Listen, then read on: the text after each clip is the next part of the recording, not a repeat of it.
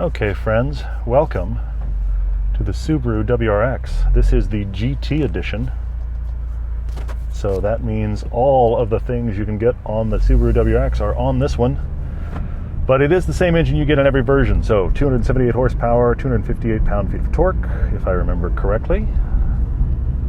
2.4 liter boxer 4, because of course it's Subaru. This one, very specifically though, has the SPT, that's right, the automatic Subaru performance transmission. But if you dig down, what it really is Subaru does their very best version of a CVT, continuously variable transmission. Now, we've said for a while they have the best continuously variable transmissions, and guess what? They have only refined it further.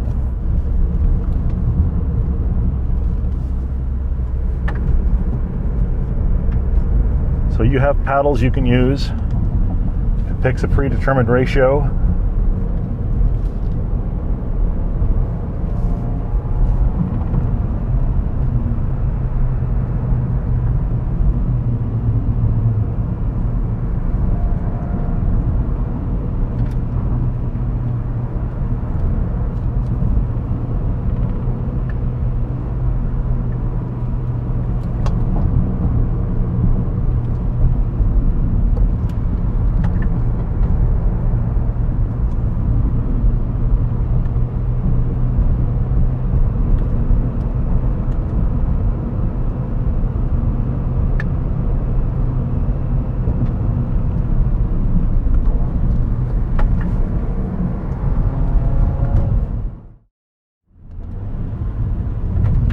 So this isn't an automatic trying to replicate the feel of a dual clutch. This is a continuously variable transmission trying to do so.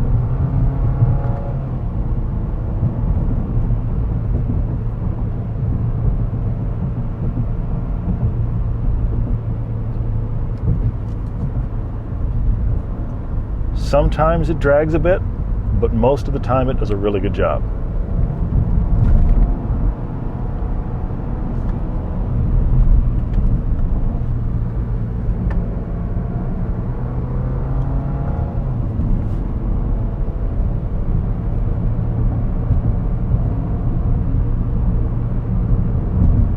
Because this is the GT version, it has the adaptive suspension.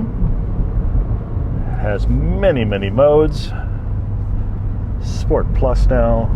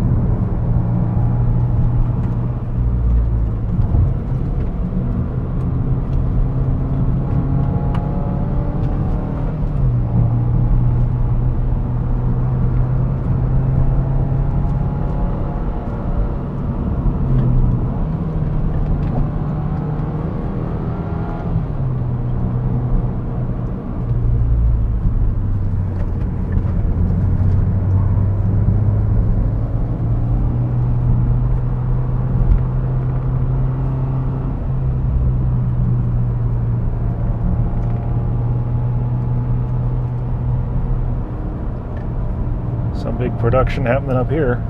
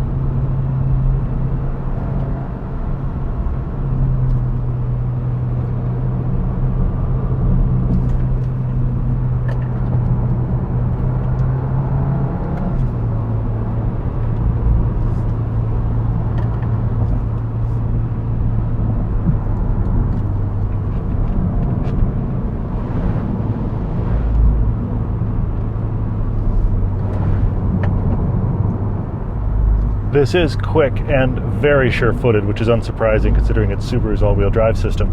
What's interesting is it's been a while since I've driven an actual STI. This has now reached STI pricing at about $43,000, but I don't think the jump from here to what the STI gave you was really very far. I think that the WRX has really closed the gap to near STI levels of performance.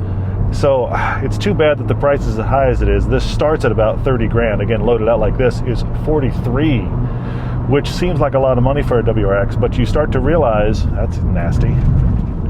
You start to realize that this is quite competitive and actually has climbed into the STI spot and also price range. But it also feels significantly more modern than the last STI I drove. The STI was getting, frankly, just old behind the wheel. It felt old. Now, not necessarily bad by any means, but just it felt like very old tech.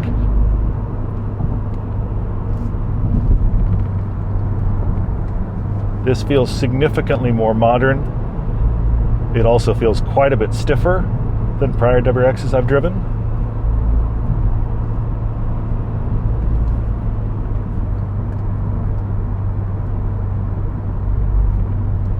Ooh. This spring in Los Angeles, this is a river. That's kind of fun.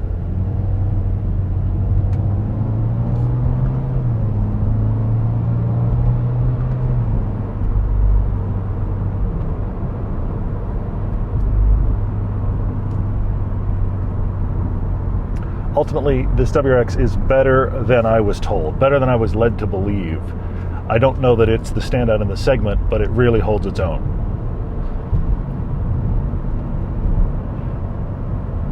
At that $42,000, $43,000 price tag, you have a lot of very difficult competition. Civic Type R, the GR Corolla, the Golf R, all of those are the same price as this, and the Elantra N is cheaper. But this does offer a lot of performance. If you like Subarus, if you like WRXs, I think this is an excellent elevation of what it's done before. And this CVT, I'm going to say it, it's the best CVT being made. It is better than some automatic transmissions out there. Of course, it's not as fast as a DCT, but this is an excellent transmission that does a lot of what you need. It is genuinely very impressive.